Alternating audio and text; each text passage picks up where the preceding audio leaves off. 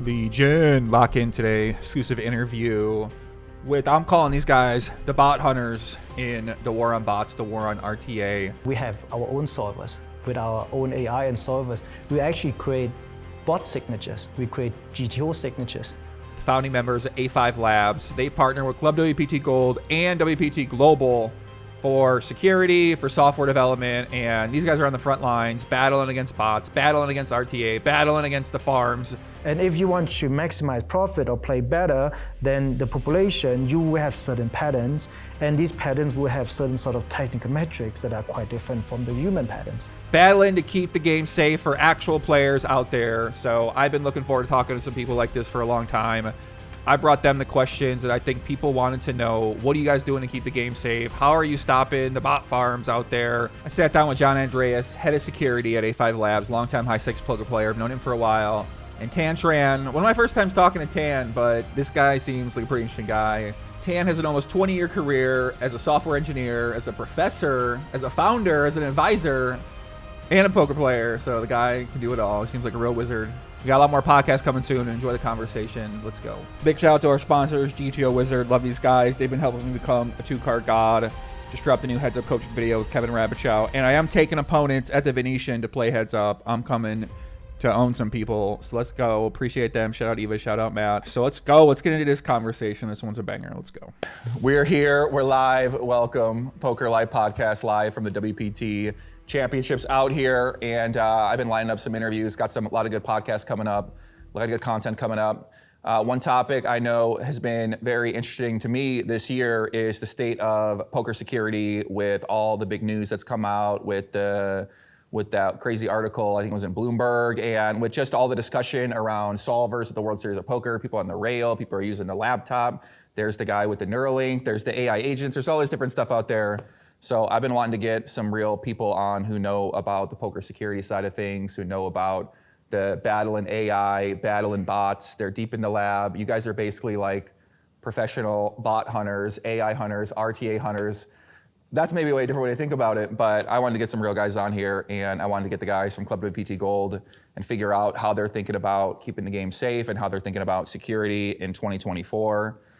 So we got John Andress, background poker player, longtime high stakes player, kind of transitioned to the more corporate side of things a couple years ago, and has been working with A5 Labs as head of security, and kind of brings that expertise on the player side to the security side of thing. And then we got Tran here. And Tang, I guess it seems like you do a bit of everything. I mean, you seems like you can do the data science, you can do the scaling companies, you can do the software design yourself. So kind of interesting about you. How would you describe what you bring to A5 Labs and kind of what you bring to the your expertise side of things? Yeah, I come with an academic background. I was a researcher, so I think one of the major contribution probably is the science side of things, but definitely also my passion for poker. So the reason why we're here is because we met, my business partners and friends, we met at poker games, and throughout the years we have built companies, and then eventually we thought, why don't pursue the passion of poker? Right. So you had a lot of experience in like Silicon Valley, and you guys were involved in tech startup companies and investing in startups or building teams, and then you decided why not just do what we all like doing. So what do you guys have, like a game, or like how did that come to be, the A5 Labs origin story? Yeah, we really saw that when it comes to gaming and poker, I think it's fairly low tech. And already 5-6 years ago, we saw a big opportunity for us to really have an edge, thinking Bay Area, thinking about advanced technologies and how to apply scaling and really building competitive edge around science and technologies. And combined with our passion for the game, we think that we really have, I think, a very well-rounded team with passion and also the technical background to get shit done. So you just basically think, we know how to do this, we know how to run big companies, we know how to do this at a high level, so why not kind of put those forces together, build this squad up, and I guess that's how, John, you get involved. Yeah, we met playing poker, so. Okay, were you guys playing high stakes, or what was there's a game in the Bay Area actually down at the Matrix. So we've known each other before we started working together. But I guess it was in 2018 and 19 we started talking about some of these things, and it's kind of snowballed since then as things have grown. Yeah, I remember when you started transitioning more, because I've always known you as a big player, and you were one of the best players. I mean, when I kind of looked over to the tournament side of things, and I know you played cash games, and then you kind of transitioned more to working on the security side of things. So why'd you want to do that? Like, what led you to want to be more involved in like stopping the, protecting the games, I guess, like you could say, right? Stopping keeping the game safe, or however you want to frame it.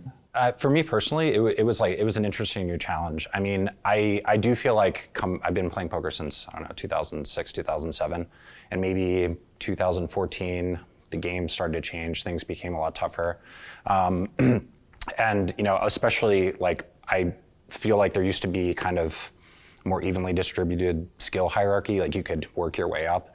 And as solvers and a lot of these problems grew in the game, I felt that personally as a player. So then when the opportunity came to work on the side of the operator and actually like solve some of these problems, it was for me personally like a way bigger challenge and really interesting to get on the other side of things and validate some of the crazy hypotheses I've had. Interesting, yeah. I mean, I know exactly what you mean, because you got my dream job. For a while, I was like, you know what? I want to be head of security at PokerStars, and I'm going 1v1 with every bot maker in the planet. And I talked to some of these guys before, so I have communicated with them, and they say, bring it on. So I'm like, interesting, right? So I did think about doing that for a while. So it is interesting to see you just say, hell with it. I'm going down that road, and I guess it leads to, kind of how did we get to ClubWPT Gold is you guys were working on a poker site, or what was kind of like your origin story in terms of the first product that you put out there to get your hands dirty in terms of figuring out what's going on in this poker world, and how do we actually build a site that's going to be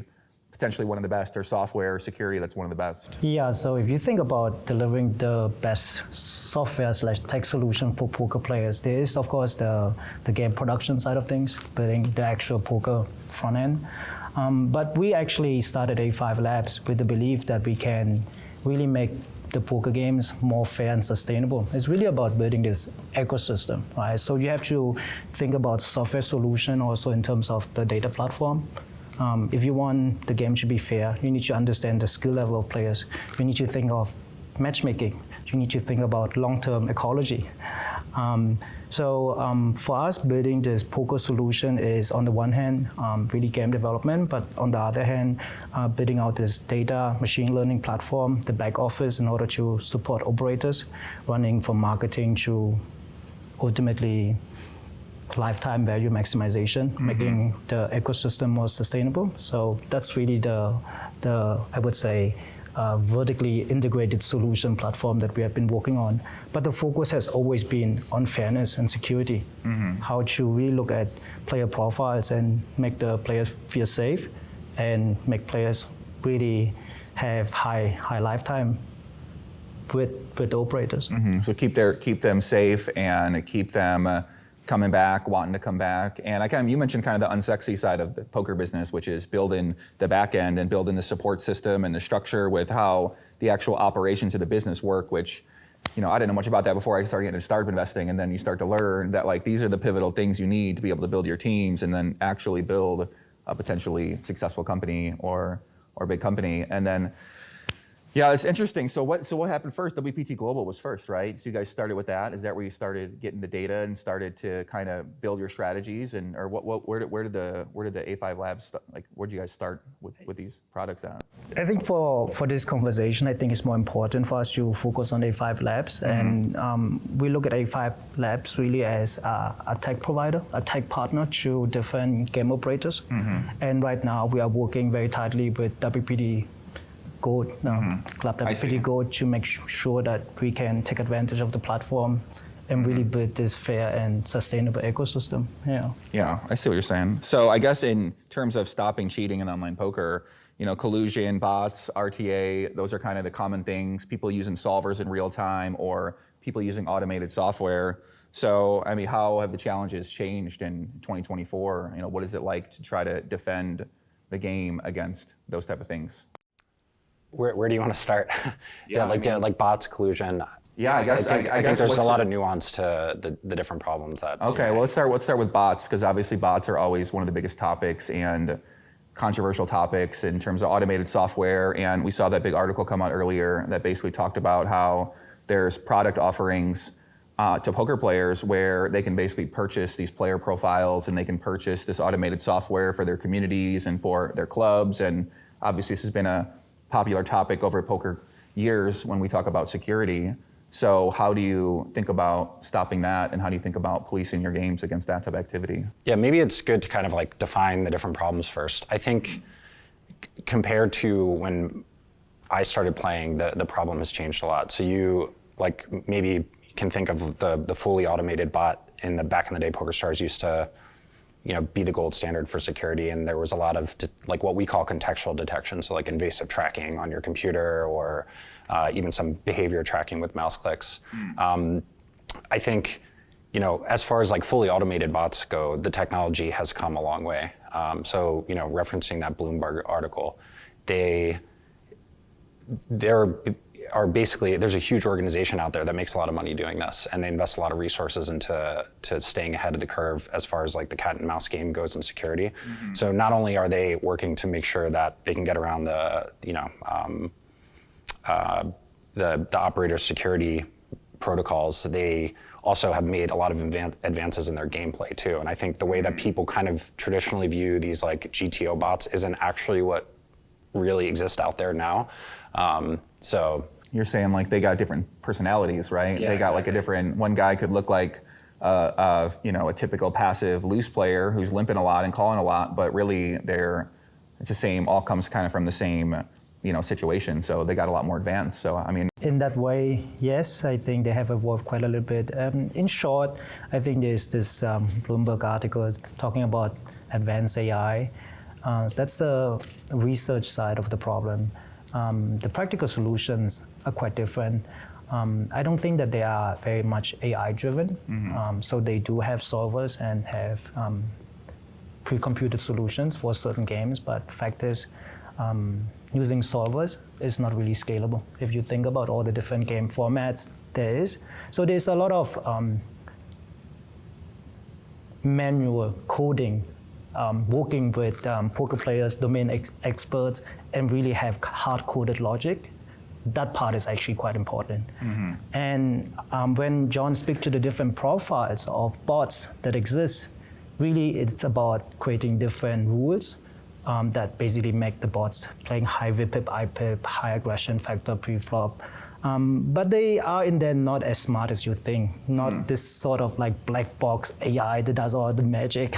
Right, so there's a lot of manual coding and manual expertise involved in crafting the bots, but they have evolved over almost 10 years now, right? So I wouldn't say that the technology behind it is very advanced, but because there's quite a lot of money in that business, there's a lot of work that has been put into the manual configuration and coding of a lot of different bot profiles. Right, so basically they go ahead. Yeah, I think it's maybe the way that the poker community traditionally perceives it is that it's like these GTO bots that come in, and really where like if you're building a solver, your goal is to solve for Nash equilibrium. Their goal is to make as much profit on whatever specific player pool they're targeting. So it's more like their approach is more about MDA and exploiting the player pool. It's really funny when you look at these bot profiles. They are not even close to GTO, right? Yeah, it's not. So like GTO bot isn't an accurate way to describe any of this. It's more just players that have figured out different types of styles that can win or that can lose, and then they put those into an ecosystem, and some they're winning, some are losing, and the losing ones are creating liquidity for the entire games, and then it sounds like you're focused on stopping the winning bots in some ways, right? I mean, isn't that the first? I always think about it. Well, the first indicator that something might be going on is that people are winning a lot of money. And if they're winning money, then it's okay. Well, then how are they winning money? Is it a legitimate way they're winning money, or are they using this assistance, or are they using the bot, or what are they using? So I would imagine that that's a big indicator. I mean, can you talk a little bit about anything? I don't want to give away the secrets or anything like that, but is there anything you can share with the audience to kind of give them a different way to maybe feel safe? Because I think most players just want to feel safe, and they're. Sure, we can talk about solutions. Maybe we can talk about the problem first and then move on to solutions. Why are we here? Why is it a big problem? Maybe we can even walk you through examples or issues we have seen in the past, Yeah, indicating that this is actually a huge problem. So John mentioned bot collusion, multi-accounting, ghosting. There are a lot of these security concerns, and over the years, working with clients, we know it's a big issue. I want you, pass it on to John, just to really define the problem and make people understand the severity of the problem and I will get you to speak to the solution. Yeah. So like going back to the bot problem, the fully automated bot where like with the Bloomberg article or maybe more niche groups is, from my perspective, that's really the problem that sucks the most money out of the ecosystem. When those organizations can come onto a platform and they can scale, and their main goal is to profit, they're better at exploiting and winning money at scale than the regulars are, and we've kind of seen that from the win rates. I think separately, RTA is a more like bespoke problem where you might have some high stakes pros that develop something that they want to gain a small edge, and it's still an issue for game integrity. But as far as like when you step back and look at the actual ecosystem, it's pulling out a lot less money than these organizations that are running the bots. So I feel like the RTA is more about protecting the poker dream. So when people do get to high stakes, they have a shot to win. Where preventing these advancements from AI and destroying online poker, that's more about like this automated, scalable bot problem that a lot of companies are facing. Right. And the sad reality is there are a lot of these operators that do have big issues with these bot rings. Definitely. I mean, we've seen. When you just really look through all the forums, all the things that have been reported are true.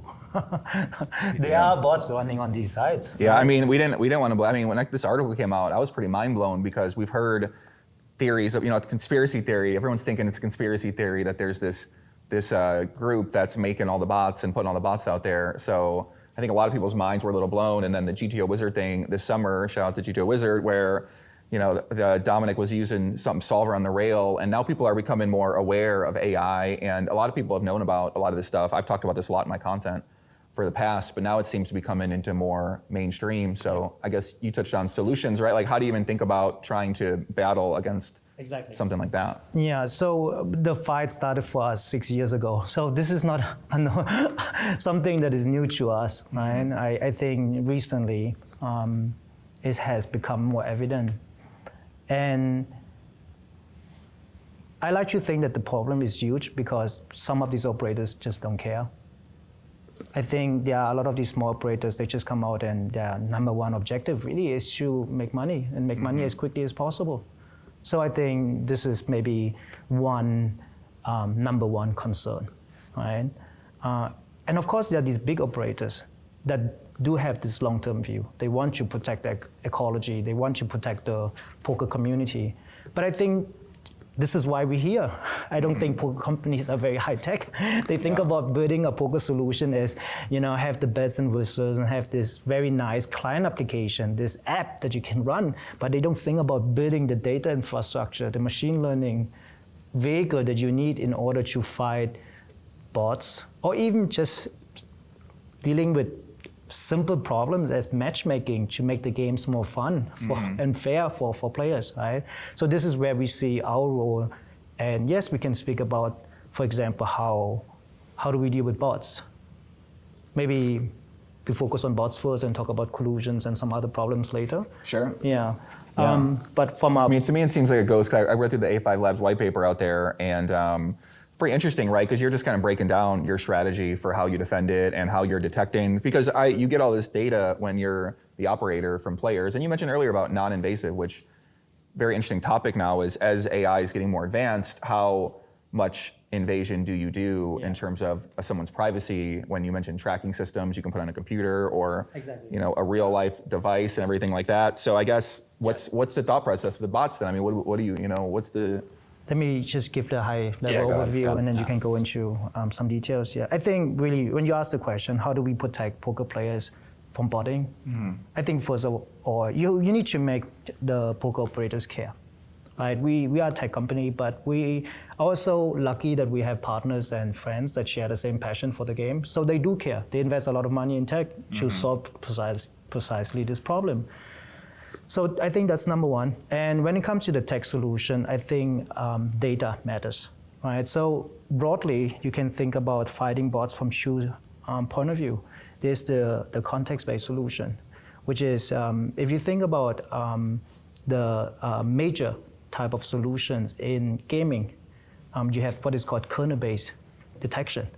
So what this type of solutions do is basically they watch over the players, right? They look at the operating system, the softwares, the processes they're running, the app distribution, all the way down to the kernel level. That's why it's called kernel-based detection. It's very invasive. And then the second type of solutions is what we refer to as gameplay-based detection. This is where you need a large-scale data infrastructure. This is when you have to track behavior, gameplay, everything you can see, and build that sort of signature that distinguish human from bot behavior. Wow, yeah. So you've been working on that. These are the two types of solutions. We like to think that we have the most advanced, holistic solution that takes contextual signals into account, but also have the data/AI-driven gameplay signatures. And the reason why we believe this holistic solution is important is the context-based solution is very invasive. Recently, you have heard about how some of the system have been hacked and then data has been exposed. And clearly you don't want to have this big brother always watching over you. Just because you play poker doesn't mean that you want that poker operator to know everything about you, right? So I mean, very interesting topic. This is, 2024, some people want to be protected and they want their privacy, I wouldn't say invaded, but they do consent to that type of behavior or type of tracking, especially if they feel like they're getting more security. And it's a common thing we see in America and we see everywhere is, this concept of like, if you want to be safe, then you got to accept some invasion into your life. And I guess in poker, it's like, how much as the operator do you want to do that? And some operators, it's what they want. That's your strategy they're using, I guess, is what you're saying. So I think that's a choice for consumers, but we believe as a tech provider, you need to really give the user that choice, right? When you are professional poker players, probably it's okay for you to, have this big brother watching you. As a recreational players, we actually, don't think that we want to make you install a kernel-based detection system. This is why we believe in this combination of context plus gameplay.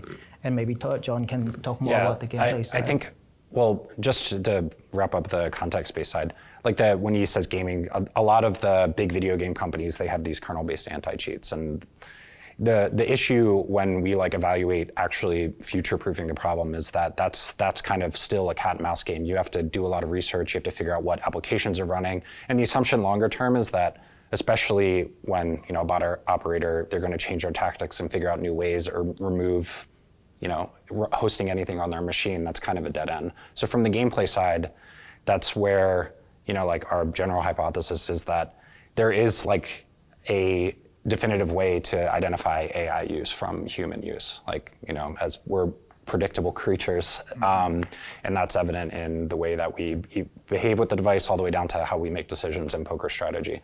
So whether it's detecting someone using a GTO tool or some type of automated exploitative solution, by us having rich data on the player population, we can understand where those human baselines are for pros, for recreational players.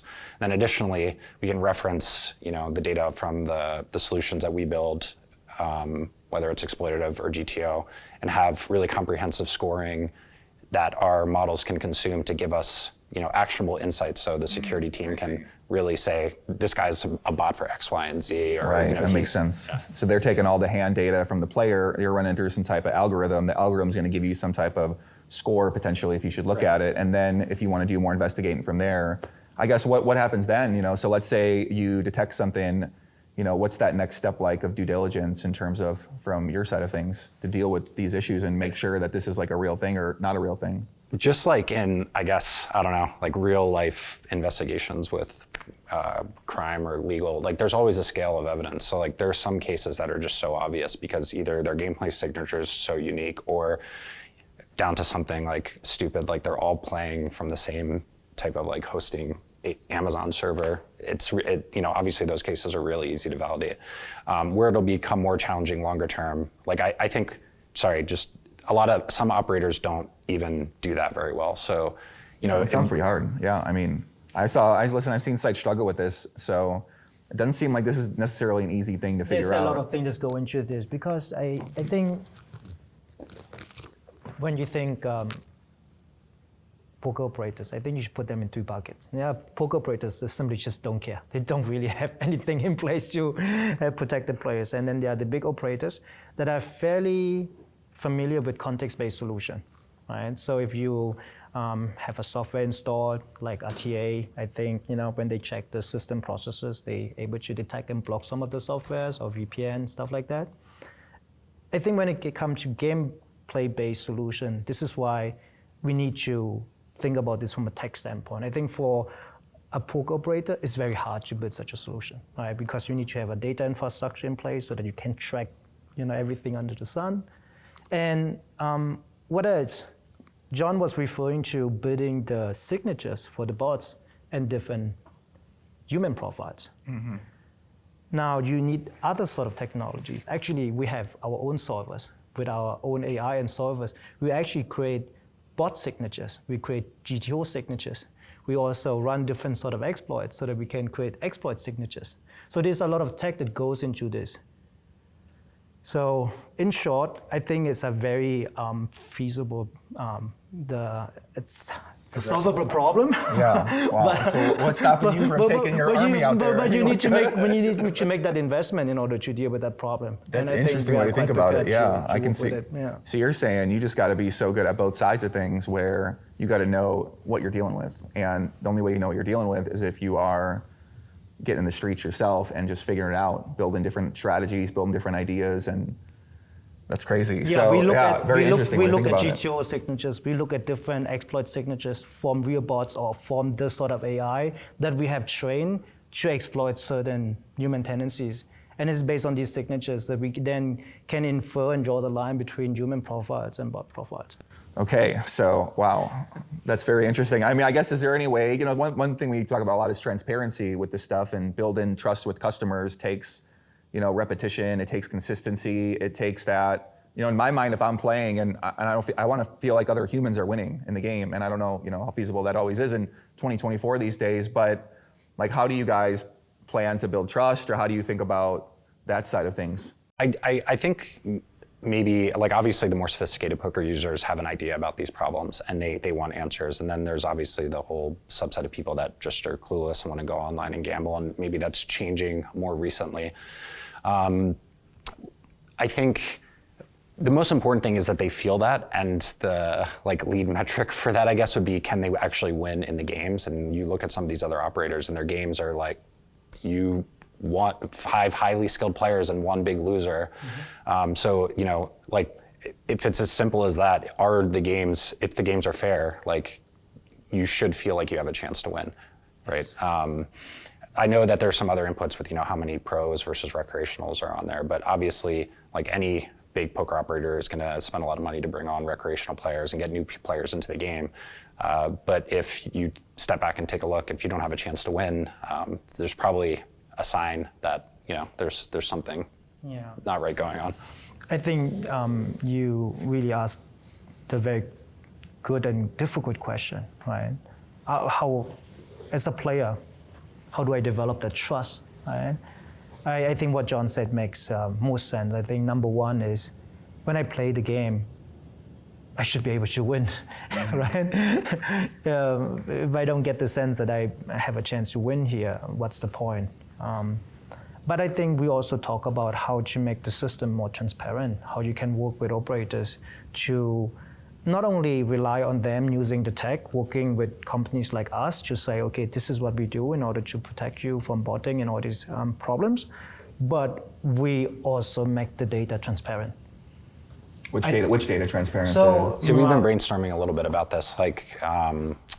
It's gone from, I don't know, maybe a simple example for some of the club game platforms, we actually make a lot more of the data transparent and let the club owners or expose it to the players so they can make some decisions and give some, not give personal data out, but give explanations for why someone is labeled collusion, expose the hand histories after they happen, of course, in the collusion case, or giving them some metrics around bots that are easy to understand.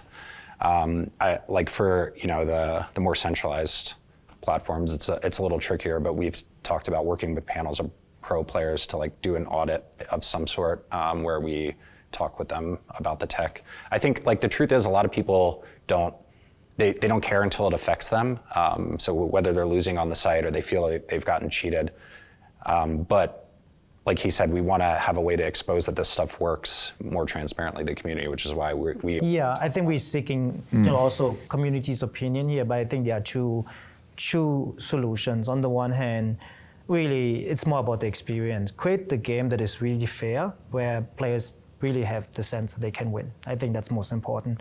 And maybe the other solution is be more transparent, right? And maybe from a player's point of view, what does it take for me to trust the system, right? I want to know who are all these crushers.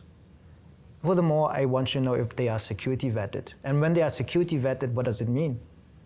And then, the game operator and the tech company should come out and say, hey, Dude, 100%. this is when the player looks naked, right? This is a legit player, right? Yeah, 100%. Because I'm always wondering, like, who are these people?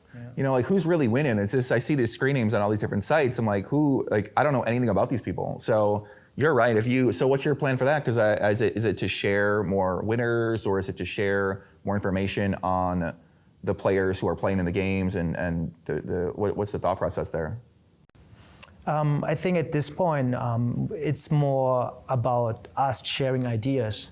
Again, we are providing tech solutions, right? We don't go as far as implementing those solutions, but this is the conversation we have with our ClubWPT Gold partner, right? Not only we want to provide the tech, but everything is under the hood, and not only we want to provide a fair gaming experience, but if it takes to really build the trust and confidence, we make ClubWPT Gold more transparent.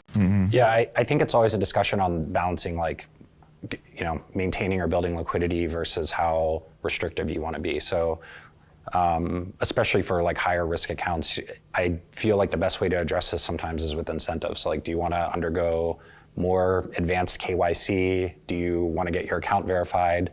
There should be usually some incentive in place to, for the person to do that, so they can play high stakes, or they can get access to games they wouldn't normally have access to unless they do X, Y, and Z to get in there, right? But obviously with our partners, it's always a negotiation about getting people into keeping people from getting into the games versus keeping the game safe.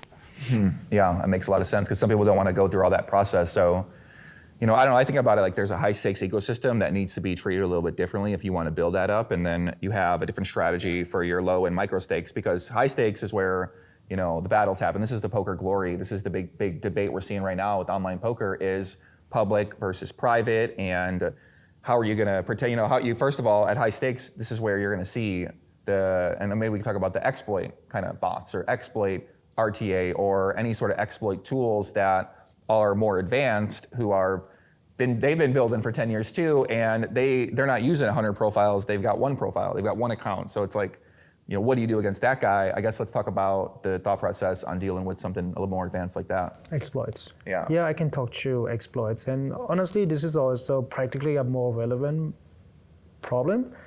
Most of the bots that you find are not GTO bots. They are bots that have been built by poker players to really it's a matter of working out the domain expertise and manually craft solutions that produce more money, yeah. Best results, right? And honestly, if you actually really pay attention, you can already see how some of the bots make their exploits, right? I talked to some of these poker players, and they're actually working on counter exploits. I know that these guys are bots. I'm working on counter exploits to make money against these bots, right? Yeah. So some of these patterns are fairly evident. If you think from a tech solution standpoint, this is how it works. When you make exploits, you basically deviate from the GTO signature, right? So you're basically a GTO reference point. And for you to play profit maximal, you have to deviate from that base solution. Now, you see that both human players and bots may deviate from this base solution. Now, the difference between the two is, one, like if you have this manually crafted solution or even an AI solution, the patterns are very systematic. It's very consistent. I want to give you a different problem, right? How do you recognize content generated by AI versus human-generated content, right? There's ongoing research in this area. And this is also a hard problem, but solvable problem. It has turned out that AI is much less bursty. So basically, humans are more random, not very consistent with patterns, right? So if you want to identify exploit bots, you have to look into these patterns. You have to score their degree of consistency, burstiness. So there are different metrics, technical metrics that you can derive. And this is how we detect bot-based exploitation versus human exploitation, right? So the ones, the article talked a lot about how they basically have been building the strategy against that to make it seem like they are human and add that sort of random element and making specifically bad. The obvious answer is just play bad sometimes, you know what I mean? It's like do things that aren't good, lose money, go on a 1 month downswing, and so in my mind, when you're thinking about the other side of things, the best players, how are you ever gonna really stop them? It's like, is it possible? I guess you're not saying that it is 100% possible, but. So what you're saying is very true. Like if you just really want to avoid being detected, you just play bad. But who cares? If you play bad and lose money, we don't need you to deal with you, okay? So I think, yes, if you deviate too strongly and you introduce a lot of randomness, as a result of that, you won't be able to build a profit maximizing bot. Interesting. Our okay. goal Makes is sense. to focus on profit maximizing bot. And if you want to maximize profit or play better than the population, you will have certain patterns, and these patterns will have certain sort of technical metrics that are quite different from the human patterns. Yeah, so it depends sense. how far you want to take it. Obviously, if you're going to take every other month and try to lose, it's not, like you said, it's not super profitable. But we've run into this problem too, where someone's not cheating and then we think they're cheating. So there are really definitive signatures, I guess, over relatively small samples that are, really strong. So I think the perception that you can just make a few mistakes here and there, but still make way more than a reg that's the same skill as you, that's not a really good way to avoid detection, right? Especially in this exploit sense where if you're going end to end with your exploits and you really have a pre-calculated strategy that you're following, that really sticks out from a really good pro who finds really good spots to exploit a recreational player, because you're not just exploiting the recreational players, you're also exploiting the pro players, and that's based on the population data, right? That's not something that intuitively is really easy for someone to calculate or just work through something like PO Solver to do. Yeah. Yeah, that makes sense. I wish I talked to you guys years ago to get some of these answers, because, I guess the big problem I have, or a lot of people have, is just, nobody really knows much about this kind of topics, and nobody knows much about what it's like or what the problem is. And that's kind of the point I wanted to have, or it's why I really wanted to have you on, because I've seen you do some podcasts, and I wanted to talk to you to get more of your background and how your perspective is into it, because it seems like you've got this rich data background of doing this in other industries, and this is a problem that you've been thinking about solving. And now with AI and OpenAI and all the AI agents come into market, and this is what I want to ask you, the agent that Google just released, it tracks your screen, so it'll basically will give you a real-time recommendation on the game you're playing. And this is obviously paradigm shifting when you have access to unlimited information on what's on your screen. So is there even a way to think about going against that? Or is this the same pattern where it's at the end of the day, they're making decisions as a player? So those things are going to stand out? Or to be honest with you, recent advancement in AI, especially when it comes to LLMs, so we're referring to this as the foundation AI from OpenAI. It's actually quite different from the sort of AI that is used to solve a game like poker. So I think you should really draw the line here. The mainstream AI, everything that makes this ChatGPT and prompt-based conversations is based on large language modeling. This type of models are not necessarily fine-tuned or built to really solve long-term planning or reasoning in this space of imperfect information games. The sort of AI, the sort of methods more applicable to this is what comes out of DeepMind. There are some other methods that have been explored in that direction. Actually, none of these AI methods are being used by the bot operators or by people developing solutions for poker. That's actually based on more outdated research that is just CFR, counterfactual regret minimization, which is building a solver. When people say they build a solver, that's basically the core method, right? So going back to your question, how advancement in AI, how that helps the bot operators or the poker players to better play the game or even cheat and gain an unfair advantage. I see more, the use of solvers, the use of advanced AI that are built really to solve the game. Interesting direction, I think. Well, maybe if you could, with some of those advancements, maybe the longer term concern is more about faking the contextual or behavioral side. So I'm sure there's going to be some point where, if they have to create fake KYC with fake images or IDs, or they need to mimic human behavior with mouse movements, things like that, that's more, about fooling that contextual bucket that we talk about. But like he said, because if they submitted the fake ID, right? I mean, at this point in time with AI, that's more about full automation. I don't think we should worry about this, because if you can really, successfully leverage AI to do this, there are bigger opportunities that you have outside of poker. There are a lot of other scam operations that you can run, and as the misuse, the abuse of AI in this direction progress, there will be also very good solutions for that, right? So I hear where you're coming from. Yeah. I think you pointed that direction. I'm not worried about that. Right now, I'm just more worried about AI replacing poker players in the same way that AI is replacing doctors, lawyers, and everyone else, because obviously AI has gotten much better in playing the game of poker, right? So do you think that's inevitable? Because I saw Shamath from All In Pod, he basically had a tweet about, AI agents are coming, they're taking down online poker's going to zero, and there's no way to stop these guys. So that seemed to be his take on this topic.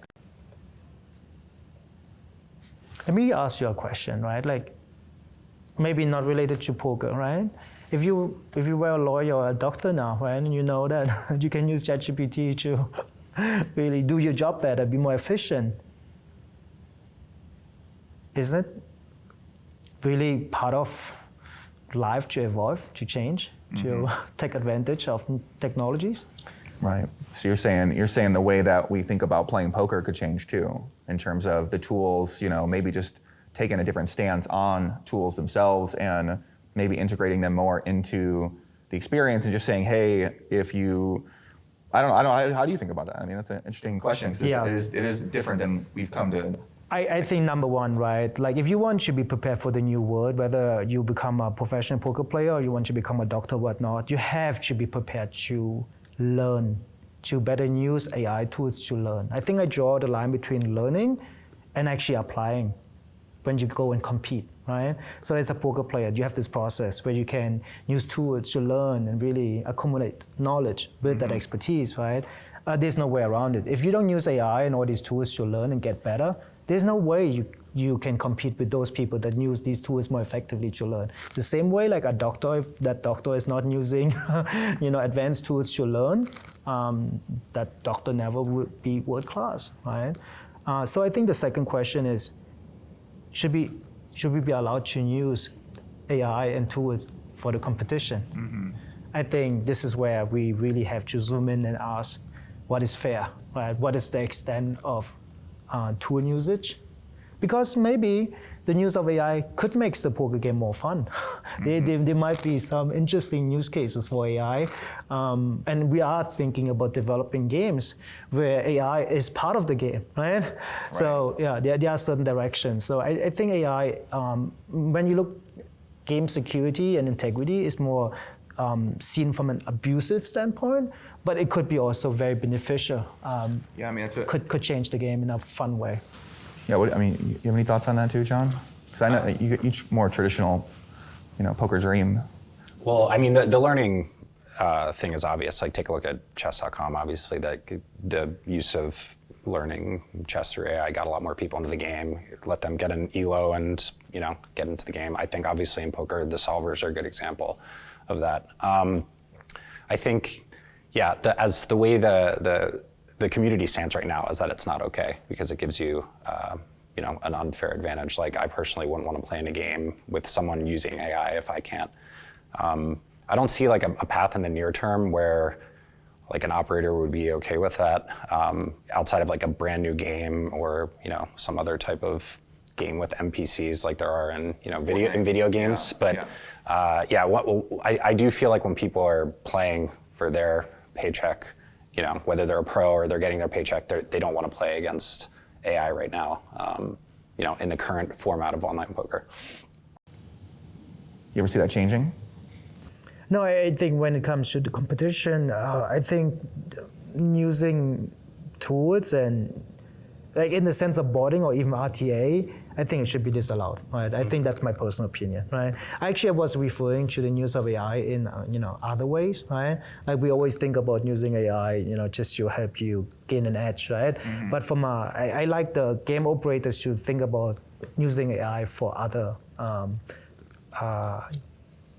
applications, right? You see how the gaming field at large is embracing AI to make games more fun, right? Mm-hmm. Like introducing NPCs or, introduce different AIs that assume different roles. So if you think, outside of poker, there's a lot of interesting applications. But anyway, I think, I think when it comes to competing against other poker players, I think you should draw a strict line. Yeah, the learning example where like a lot of the LLM stuff could be useful is like you have your own poker coach and the client can see your hands, give you suggestions after your session where you're playing poorly, how you can improve. Yeah, and that's what GTO Wizard does. I mean, I played 150,000 moves on GTO Wizard in the past year or two. So, I mean, I love it. It gives me feedback on every single play I make. They're building out the play right now, which is kind of a version of, and me, I'm investing more in different ways, not just betting for money because a lot of people want to play poker, but they don't want to bet money too. So it kind of sounds like you're talking about building something different. I know is ClubWPT Gold, is that going to be something that they may offer, or are they going to be more traditional in terms of games that we've come to know, or is it going to be a hybrid of the matchmaking that you guys released with WPT Global, or do you have any insight on that? Maybe you could share?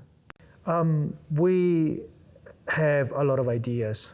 I think everything that we have covered today potentially can be rolled out.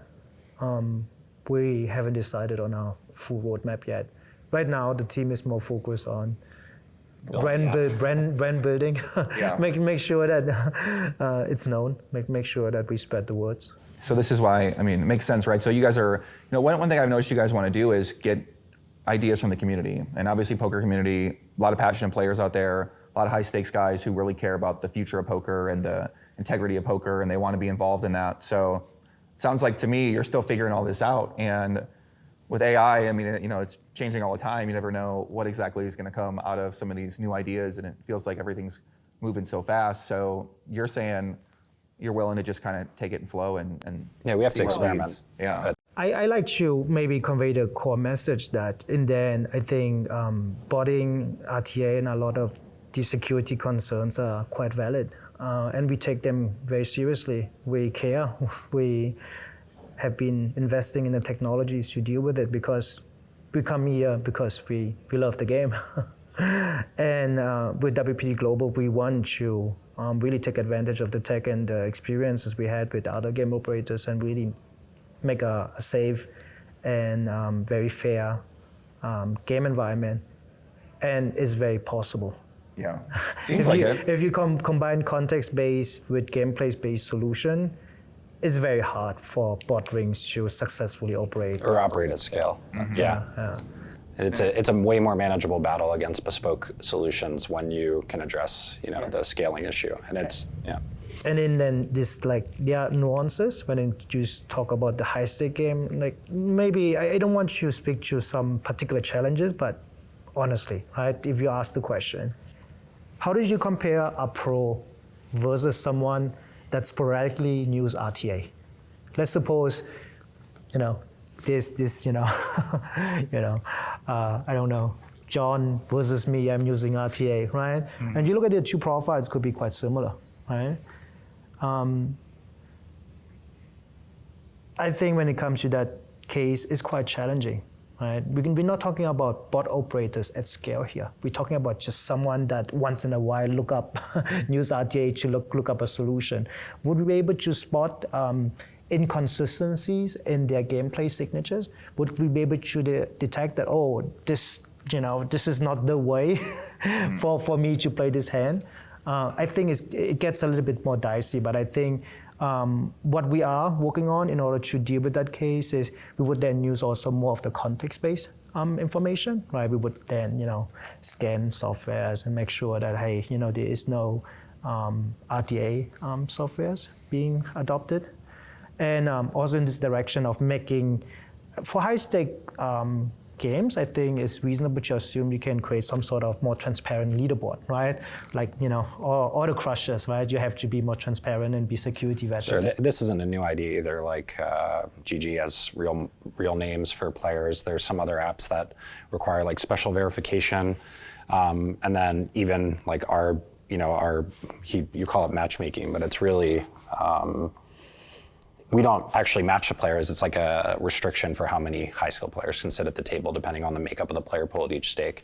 And I think like in that example, for players that come from other online poker sites, that's like a jarring experience because it's not full segregation, but once they actually play and experience the games, they're like, this is way better.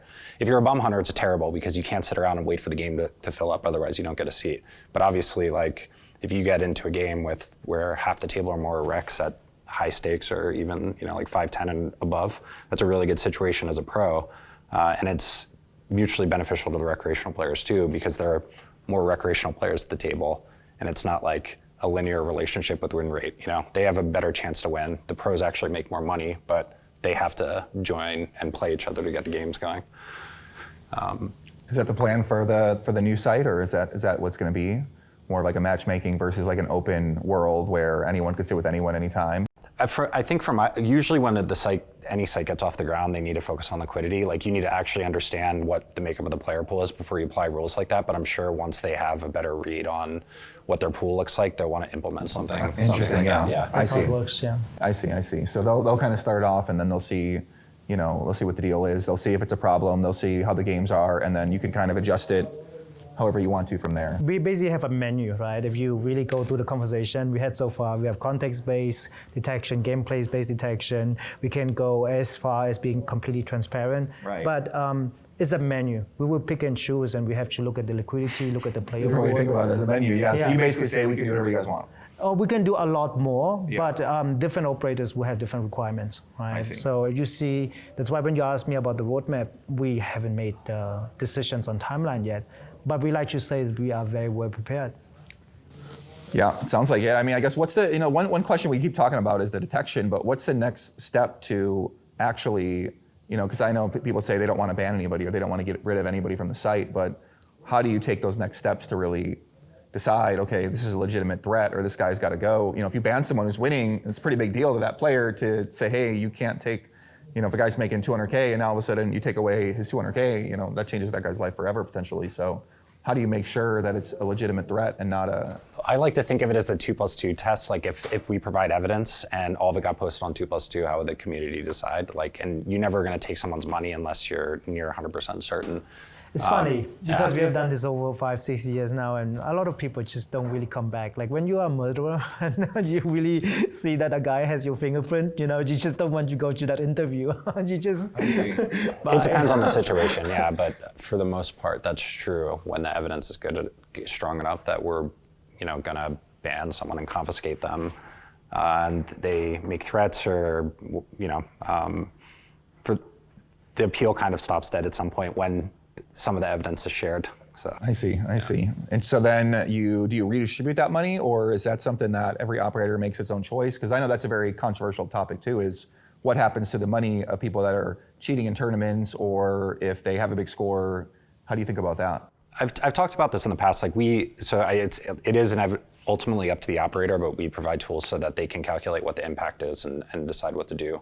Like you have to break down the infraction, like anything like bonus abuse or multi-accounting where it doesn't impact the other players. They're like I personally would recommend keeping that in a fund to, I don't know, pay people rewards for information, but then separately for like actual impactful things like collusion, botting, the recommendation is to, redistribute the funds. I think you speak to the policies that are implemented on the operator side. So on the one hand, how aggressive are they with blocking versus banning?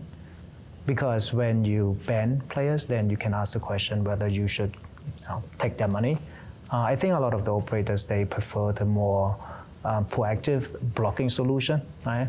So basically, disallow players from joining certain games, not taking their money, right? And then the second part of the policy is how to redistribute that money, right? By blocking, yeah, like if there are certain softwares running, you can't even join the game. Like that's like, obviously if you're like TeamViewer running or certain other softwares that enable you to access remote machine or like with the gameplay detection, obviously you need some sort of sample size to make a decision.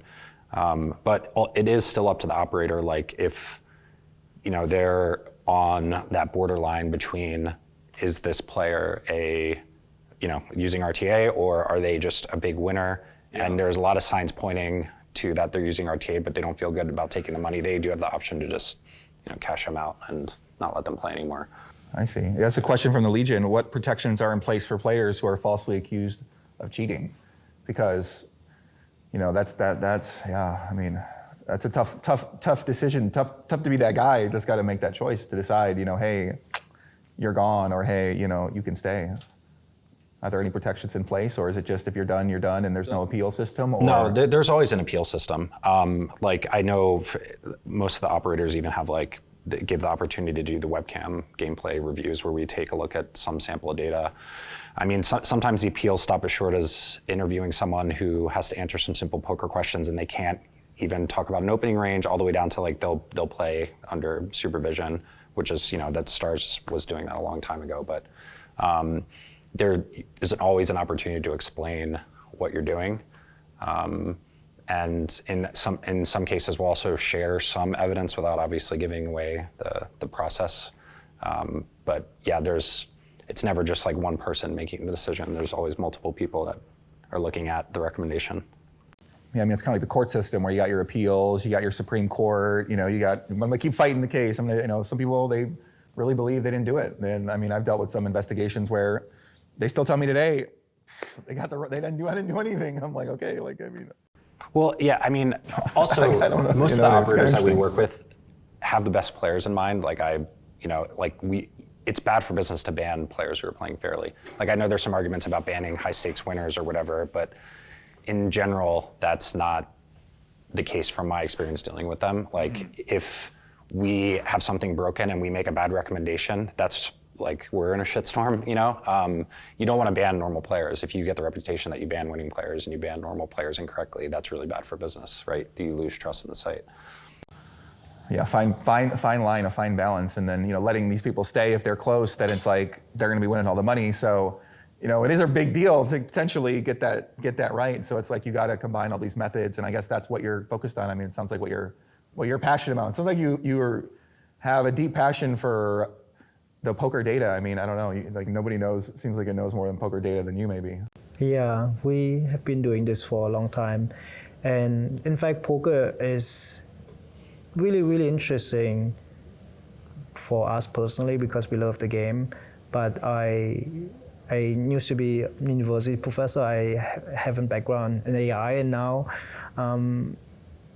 that I see also that pivot or the recent advancement in AI, I feel like our company is not just running basically a poker tech business, but we are actually also pivoting towards working on more advanced AI that can solve more complex problems. Because honestly, if you work on game integrity and poker AI, you have something that solves the Nash equilibrium, then you have actually quite advanced AI that can do long-term planning and solve many other problems. Mm-hmm. So this is why I have a passion for playing the poker game, but also building the tech that can solve complex problems. Interesting. So I guess one of your goals is to preserve the traditional idea of poker where players can win, they can win fairly, they can achieve the poker dream, they can move up the stakes, or is that a goal for the products that you're creating? Or yeah, or because going back to what he said in the beginning, like it's in our best interest to help the operators increase lifetime value. And to do that, you need to have a fair platform, because if you have some imbalance where a small subset is just winning a ton, then people come on, they deposit, they lose so quick, and they churn. Like if you are breaking even or winning, you usually stick around for a lot longer. Yeah. So in order to protect the ecosystem, you need to make the game fair and safe and obviously fun, which comes into the rest of the product side too. I still believe in the poker dream. I think even with the recent advancement in the AI, whether you're referring to DeepMind or OpenAI or the Russian poker bots, I believe that on the one hand, there is the recreational players. You need to make the game fair and fun for them, right? Protecting them, I think this is one side of the business. The poker dream is about making it possible for people who invest time, study poker, they should have a fair chance of making money. It should be possible to have a job, to have a sustainable job as a poker player. And I think it is possible for the following reason. In the end, AI will get very good at the problem of solving, for example, GTO, playing game theory optimal, because for this sort of problem, it's very well defined, and you can develop technical solutions in order to address the problem. But what makes poker interesting? Poker is more interesting from a human standpoint. Poker is more interesting it's more about reading player tendency. Like the real poker games, yes, of course, maybe the highest stake and the top 1% is about being GTO, being completely unexploitable. But poker is actually more fun when it's about exploiting tendencies, right? And I think when it comes to that, the AI and all these technical solutions will be never as good as human.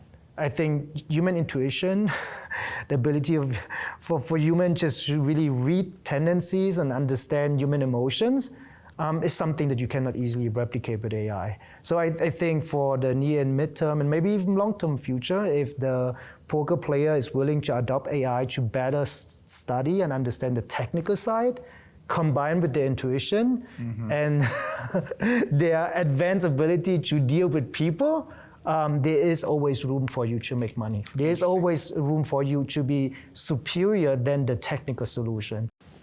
You're saying AI is not unbeatable. No, just because you haven't, unless you're developing the game. AI is very strong and superior when it comes to technical problems. I just want to make the case that playing poker is not just a technical problem. It's a human problem. Right? If you play GTO, it's all technical. If you play exploit, it's very, very much about understanding human emotions, knowing tendencies, knowing that you need to deviate from your game now because of certain reads, because of certain reasons, right? And that sort of intuition cannot be trained, cannot be replicated with this very technical sort of AI methods. Yeah, interesting. Very interesting challenge. I mean, this is like all the most important questions a lot of players have in 2024, and that's really what's holding people back. I mean, another big question that I got from the Legion was they wanted to know, I mean, I guess it's I'm kind of maybe looking for a shorter answer in some ways, but how can recreational players trust that they're playing on this level field, and how can they trust that you guys are going to be able to actually do and implement this strategy from the operator side? Yeah, I think it goes back to that those questions about transparency. Like it's on us to work with the operators to have them understand the tech and provide examples of it working. Reveal more information in general than the poker community typically gets, and it's actually very common in the video game industry too. They don't share anything about their anti-cheat for probably a lot of the same reasons. Either they don't care or they don't have the technical capacity to deal with some of the problems. So the onus is really on us, or the operators, to provide more transparency so players can trust that. And it's like in the operator's financial best interest to do that if this is a legitimate concern, and obviously it is if players are afraid to deposit. Some of my friends don't want to deposit on other sites and play high stakes anymore, and they're some of the best poker players in the world. So that's what I'm saying. I'm the same way. I don't want to play on a lot of these. There's no way I would believe that these are real players. Like when I play on some sites, like there's 100%. I have no reason to believe that any of these names are real people or real accounts or not working together or anything like that. So if I know that the operator has my security in their mind, and then they're going to stop this collusion, and because it's really easy to do this stuff, and if you're not watching out for it, then you can basically take a big advantage of the game if you're colluding and working with people, using tools, all these kind of things like that. So I think that's, what would you say? What would you say to those people? Well, I think there's another really important part too that's outside of like the technical understanding about how they're doing, and it's that the operator also has to be transparent with their policies in that they're going to do the right thing, because it really is, especially with something like collusion or like bespoke RTA, they're not going to catch, the games are never going to be 100% safe. You're delusional if you think you're going to just prevent every single problem from happening. But when it does happen, whether the community points it out or they detect it after the fact, like, are they going to make it right within reason, right? And furthermore address that problem going forward, So like you can be cheated in a live poker game at a casino because two guys are marking cards or like soft playing each other, but do you trust the host or do you trust the operator in online poker to, when you point this out, to do the right thing, like ban the player, give you compensation if they can, I see, and that's what you mean by transparency, to share in that journey, share in your experiences, share in when people do something on the site, letting people know, being transparent about refunds, and being more communicative versus being more private and not really communicating with the players, with the community. Your plan is to be more communicative. Yeah, there are different data, like legality reasons why they can't share who they're banning or how much money was taken out of a certain account. But like when they're distributing it, making sure they understand that, making sure the players understand why they're getting the money back, what's being done to solve that problem, in the future. Yeah, exactly. Yeah, or at least just actively working with the community on those problems too, because I know some platforms just don't do that at all. I think that's the direction. Ultimately, the thing is about, on the one hand, to really build out the tech, rely on the tech, because a lot of these problems can be solved with a solid technical foundation. But it's about the operators and their policies. Maybe it's also about the community. I believe also in a third-party solution when it comes to making operators be more transparent. We kind of saw the security council or something like that, like other group of people who can be there to. It could start with companies that tracking data from all these poker operators, start making the data available. You can see this also in other gaming communities where you have public leaderboards and for these competitive games, there's tons more data about the players and everything, right? I think the poker community should evolve in that direction for sure. Yeah, I guess the last question from the Legion is, how does A5 Labs define success in ensuring game integrity? I mean, it's more like ClubWPT, but how do you guys think about that? How do you define success? Number one is from a player point of view. When player comes to the site, they should obviously see that the game is fun, fair. Really, that's the number one thing, because that's also how the game security operation is aligned with the overall business goal of maximizing lifetime value. You just have to give the best optimal experience. How do you run a private game as a host, right? Yeah. You want to make sure that the players really enjoy the game, right? That's the number one success factor for us. Yeah. And you can do that not just with the game integrity rewards and with different promotions and prizes and the ecosystem management and exactly. And that's a whole other challenge, right? So I mean, we're focused. This is hardcore security. Obviously, we could talk about the other stuff for a while too. But I mean, this is more. I kind of want to get all this on record. I just want to get you guys chatting, get you guys out there, kind of meet the Legion, meet the community, so that way they can get to know the people who are going to be behind, helping to make sure that the new site. I think this is really important. I mean, this is one of the number one episodes I wanted to do. Is like, how do you guys thinking about this? Because I can have any idea, but like, who really cares? The day I'm not the one building the site, you guys are building the site. So like, we got to know what you guys think about this. So, I'd like to keep a line of communication open with two of you as time goes on as well. And that way, as things evolve and as situations arise, we can come back on here, have a conversation about it, and sometimes it might be good, sometimes it might, who knows why, I don't know, you never know in these online poker streets, so. But overall, I mean, is there anywhere they can follow you guys? You guys aren't very public, I mean, is there, what's in the future of what's the any closing thoughts or anything to look forward to? Obviously, we've got the launch coming on the 20th, but, anything else you might want to share with the people to look out for? I mean, personally, this has been a super interesting journey for me. I feel like it is always like a challenge to market some of these technical things we're working on, depending on what the operators want to share, what we want to share personally. So I'm excited that we finally got to the point where we can get out and be more transparent and talk about some of this stuff. Like, I obviously still have a lot of close friends that play poker online or full-time, so I'm talking to them a lot, but I'm happy to, have more of these conversations and open discussion with other members of the community. Cool. Anything on your end? Thank you for inviting us. I think this is an important topic. It's a very sensitive topic. The way we think about this is more holistic. It's not just about dealing with abusive behavior. It's really about ecosystem management. Making sure that in the long run, the poker game that you run, whether you run a private game or a big online site, is fair and is sustainable.